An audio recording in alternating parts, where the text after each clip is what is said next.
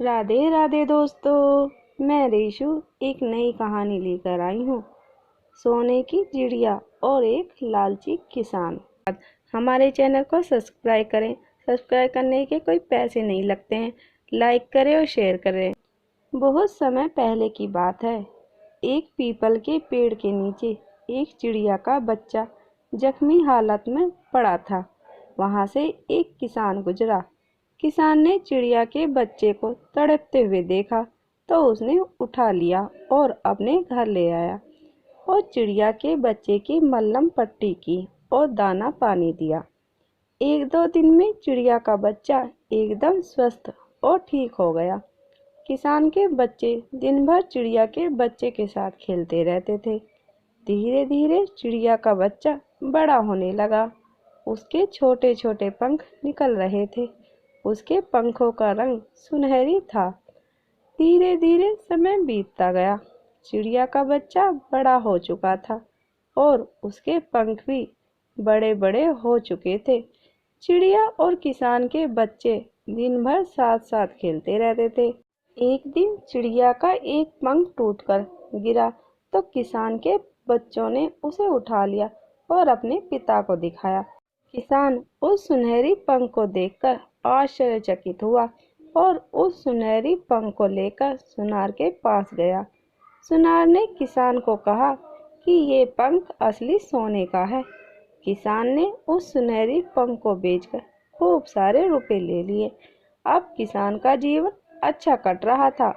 चिड़िया का प्रत्येक 4-5 दिन में एक पंख टूटकर गिर जाता था और किसान उसे बेचकर खूब सारे रुपए ले आता था। एक दिन किसान बैठा बैठा सोच रहा था। अब किसान के मन में लालच आ चुका था। किसान ने सोचा कि क्यों न इस चिड़िया के सारे पंख आज ही तोड़कर एक साथ बेच दूं तो खूब सारे रुपए मिलेंगे। किसान ने चिड़िया को पकड़ा और उसके सारे सुनहरी पंख एक साथ तोड़ने लगा।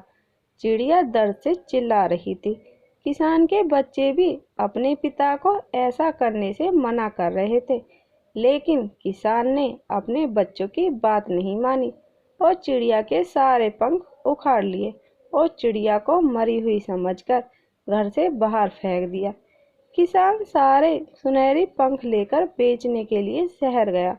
वहां पर उसने एक सुनार की दुकान पर जाकर सारे पंख बेच दिए और खूब सारे रुपए लेकर आ गया। कुछ दिन बाद सुनार अपने साथ पुलिस को लेकर किसान के घर आया।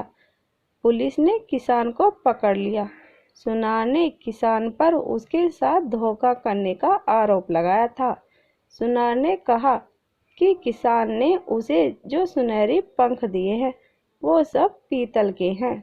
सुनार ने किसान से कहा कि उसके सारे रुपए लौटा दे, लेकिन किसान ने उन रुपयों को खर्च कर दिया था, इसलिए पुलिस ने किसान को जेल में डाल दिया।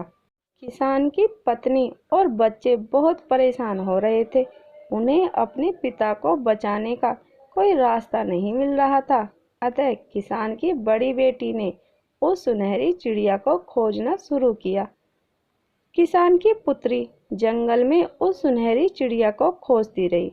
सुनहरी चिड़िया को खोजते खोजते उसे एक झोपड़ी नजर आई। उसने पानी पीने के लिए झोपड़ी में प्रवेश किया। झोपड़ी में एक साधु महात्मा बैठे थे। किसान की पुत्री ने साधु महात्मा से सुनहरी चिड़िया के बारे में पूछा और साधु महात्मा को सारी बात बताई। साधु महात्मा ने सारी कहानी सुनकर उस लड़की को कहा कि जिस सुनहरी चिड़िया की तुम बात कर रही हो वो मेरी चिड़िया है और मेरे पास है। तुम्हारे पिता ने लालच के चलते चिड़िया के बुरी तरह से पंख उखाड़ दिए थे, इसलिए तुम्हारे पिता को दंड मिलना ही चाहिए। साधु महात्मा ने कन्या को बताया कि सुनहरी चिड़िया के पंख उसके सुख और दुख पर निर्भर है। यदि सुनहरी चिड़िया सुखी होती है तो उसके पंख सोने के बनकर झड़ते हैं और अगर दुखी होती है तो पीतल के बनकर झड़ते हैं। क्योंकि तुम्हारे पिता ने सुनहरी चिड़िया को दर्द और तकलीफ देकर उसके पंख तोड़े थे, इसलिए वे पीतल के थे। लड़की ने साधु महात्मा को कहा कि श्रीमान, मुझे मेरे पिता को बचाने के लिए उस सुनार को सोने के 12 पंख देने होंगे, तभी मेरे पिता कैद से आज़ाद होंगे। आप कैसे भी करके मेरे पिता को बचाइए। और लड़की रोने लगी। लड़की को दुखी देख साधु महात्मा और सुनहरी चिड़िया को बहुत दुख हो रहा था।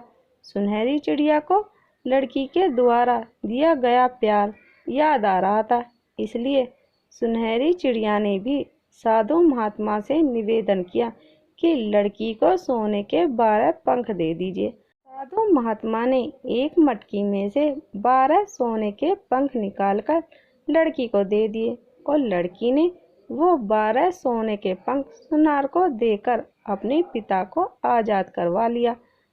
दोस्तों, इस सोने की चिड़िया की कहानी से हमें शिक्षा मिलती है कि हमेशा परेशान लोगों की मदद करो और लालच बुरी बला है और किसी के साथ की गई भलाई हमेशा काम आती है।